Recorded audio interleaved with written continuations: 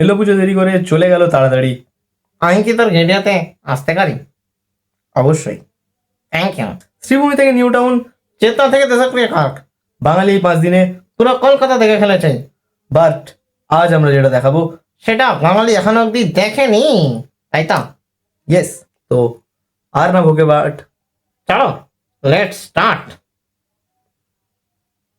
হ্যাঁ হ্যাঁ স্টার্ট। আরে কর ভাই।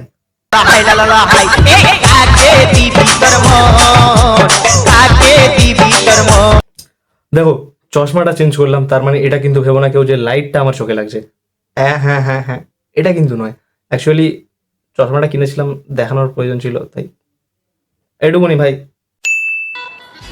ওরে সালা চুলের কাটিং দেখলাম। ভাই এরকম চুল কাটলে এই তরকারিতে কি হবে এরকম চুল কাটলে? আমার বাড়িতে এই যে স্ক্রিনে দেওয়া পিকচারটা দেখছো, হ্যাঁ কি আছে? হ্যাঁ এরকম চুলটা আমি একবার কেটেছিলাম। যদিও বহু বছর আগে, এটা কলেজের সময়ের কথা বলছি।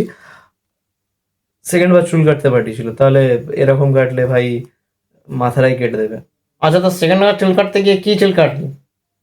কি চুল কাটলি মানে? না মানে ওপরের না নিচের? দুর্গা পূজা আরে এই না মারপিট হচ্ছে না। দুর্গা পূজা হবে আর মারপিট হবে না? তাহলে আর বাঙালি কি করলো? একদম ঠিক। গাইস আমার কিন্তু মনে হয় এই ঝামেলাটা হচ্ছে ওই মেয়েটার জন্য। হ্যাঁ সত্যি কিন্তু। আচ্ছা একটা কথা বলো তো, যে এই যে ছেলেদের জীবনে ঝামেলা লাগিয়ে তোমরা কি খাও? একটু প্লিজ গলে যাও।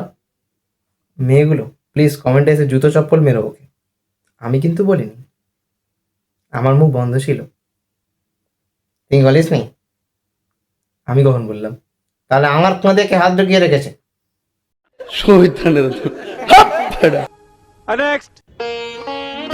মহালয়া, প্রথমা, দ্বিতীয়া, তৃতীয়া।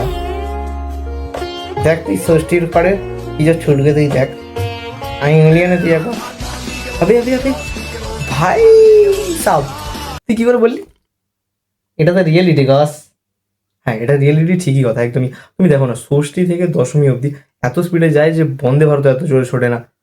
ভুল উদাহরণ দিচ্ছিস কেন? উদাহরণ দিতে শিখিস নি? আচ্ছা ভুল উদাহরণ দিলাম তো, তোর ঠিকটা বল। কেন বেজ্জতি করছিস? বল ঠিকটা বল। ঠিকঠাক গল গো। বল। গল এত স্পিডে যায় যে তোর এক্স এত স্পিডে তোর বোকাচা তো কানায়নি। बड़ा हरामी हो बेटा। তুমিও ফেল। আচ্ছা তুই ফ্রিজ জেনারেটর দেখেছিস? ফ্রিজ জেনারেটর এটা কি জিনিস? আচ্ছা যদি কোনো মানুষ যদি জেনারেটর হয়ে যায় কি হবে বলতো? মানুষ জেনারেটর হয়ে গেলে কাঁপবে। কাঁপবে, এছাড়া বেশি কি হবে? না না, এই রিলসটা দেখ। আচ্ছা দেখা। এ ভাই তুই সত্যি কি স্পিডে ঘোরাচ্ছে গাইস? ও তুমি ঘোরাচ্ছে তো, কিন্তু আগুনটা কাকা তুমি দিয়েছিল। তুই ভাব এই স্পিডে যদি কারোর গায়ে গিয়ে আগুন করে কি হবে বলতো?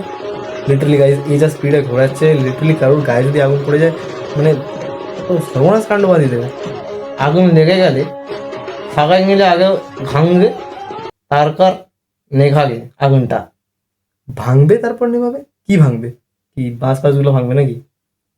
হাঁটো বাসাটা গাঁড় ভাঙবে। এই এবার কিছু মানুষ বলছিল পুজোটা তো গরিবের, কিছু মানুষ এই 4টে দিনের অপেক্ষায় থাকে, চপ মুড়ি আইসক্রিম ফুচকা বিক্রি করে ইনকাম করবে, পুজোটা তো ওদেরই জন্য।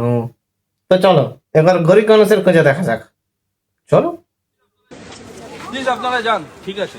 আপনারা যেটা করছেন সেটা কি ঠিক করছেন দাদা? একটা বাহ। গরিব মানুষের জিনিসপত্রগুলো এরকম ভাবে করছেন। এত বড় একটা ক্লাবের মেম্বার হয়ে আপনারা ছি। বাহ বাহ বাহ, গরিবের পুজো গাইস, গরিবের পুজো। বাহ, নিজের বাড়ি বাহ, থেকে নিজের বউকে বাহ। টর্চার কর, সেটা তো পারবি না। মানে ক্রিকেটের ভক্ত সবাই হতে পারে, কিন্তু ফুটবল বাঙালির রক্তে আছে। একটা গরিব যখনই ইচ্ছা হয় গরিবের পেটে লাথি মেরে দেয়। সিংহি পার্কের লোকগুলো এরকম। আবার এই মানুষগুলোরই যখন জ্ঞান আসে তখন এরা বলে প্লিজ আপনারা যান, ঠিক আছে। বলুন তো, মেসি নেইমার রোনাল্ডো এদের সাথে এই ক্লাব মেম্বারগুলোর পার্থক্য কোথায়? কোথায়? ওরা হচ্ছে গোট আর এরা গোটের বাচ্চা। এবছরে আশা করি সবার একটাই প্রার্থনা যে মাগো এই তুমি সব মহিষাসুর মেরেছো অনেক, তুমি এবার মহিলা সুরটাকে তুমি মেরে আমাদেরকে এই মানে বাঁচতে দাও, আমাদের পশ্চিমবাংলাকে তুমি বাঁচতে দাও। মহিলা সুর তো অবশ্যই বিসর্জন দিতেই হবে। আমরা না মহিলা সুরকে আমরা যেন বধ করতে পারি। মাগো তুমি এই সুরটুকু আমাদের দিয়ে যাও।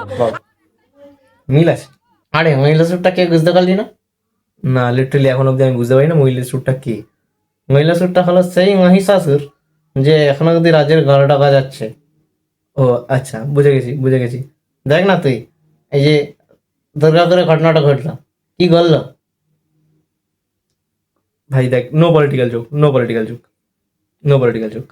দেখো ভাই, ভয় পাই এটা না, কারোর মাইন্ডে লাগলে আমার তাতে কিচ্ছু যায় আসে না, কিন্তু রাজ্যে তো থাকতে হবে না। এবার দুদিন ভিডিও বানিয়ে জেলে যাব ঠিক দেখায় না। না, ইউটিউবারের নাম হয়ে গেলে তবে জেলে যাব, তখন ভালো লাগে। একটু সাপোর্ট ফাপোর্ট করো যাতে পরে বলতে পারি। চুপি চুপি বললাম, কাউকে বলো না। বাই। আরে ভাই, আসলে কি বলতো, যে আসলে কি হলো তো, নাম কেটে করলেই না জেনারেটরের শব্দেও নাচা যায়। কি ঠিক বললাম তো? হ্যাঁ, আমি কি করে যাবো? আমি খাই না, আমি জানি না ভাই। Safe, I am safe bro. সত্যি খাস না তুই? ওভার অ্যাক্টিং হয়ে যাচ্ছে। আমি খাই না ভাই, লিটারালি আমি খাই না। যারা আমাকে চেনো তারা চেনো, বলো কমেন্টে জানাও আমি খাই কিনা। কমেন্টে জানানোর দরকার নেই, ভিডিওটা দেখে নাও। কোন ভিডিও? এই ভিডিওটা জোড়ো তো।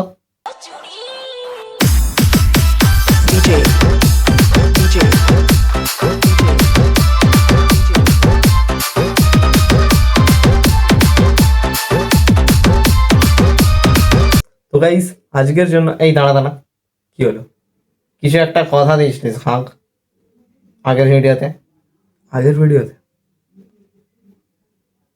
ও হো হো হো, কিন্তু তোমরা তো হাফ করেছো ভাই, 10টা করেছো, তাই একটা লাইন তো বলাই যায়। তো রিকোয়েস্ট একটা লাইন চল। তো গাইস, দেখা হবে পরের কোনো ভিডিওতে। আজকের ভিডিও এইটুকুনি বটে, তোমরা এইটুকুনি দেখে মজা লইলাও, ঠিক আছে?